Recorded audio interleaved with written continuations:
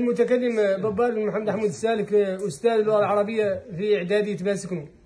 أنا نختار نقول للأساتذة والمعلمين والشعب الموريتاني كامل، وبالأخص الأساتذة والمعلمين والتلاميذ، على أني نترشح إن شاء الله، وعلى أني متكلم باسمهم إن شاء الله، ولا نمثلهم في البرلمان، لأن تم وصل رسائلهم، يتم وجوني رسائلهم. نحن ملينا من الرسائل نمشوهم من النواب ولا يوصلوهم، ما يوصلوهم في البرلمان. وارك انا ان شاء الله لا نترشح ان شاء الله، ومعاهد ومعلن اي احد منهم جاتني رساله لا نقراها قدام البرلمانيين كامل، نقول لهم هذه رساله فلان استاذ فلان يطالب بكذا، هذا معلم فلان يطالب بكذا، هذا تلميذ كذا يطالب بكذا الى غير ذلك. معناه اني وارك لان نعلن ترشح ان شاء الله، وتوبوا وندوركم كاملين تدعموني، الشعب الموريتاني كامل يدعمني.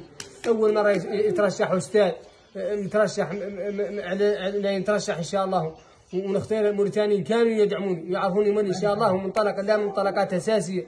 ما انا قايل لكم اللي يقولوا السياسيين ولا نعدل ولا كذا، لا نقول لكم ان شاء الله الروايه الحقيقيه لا نعدلها.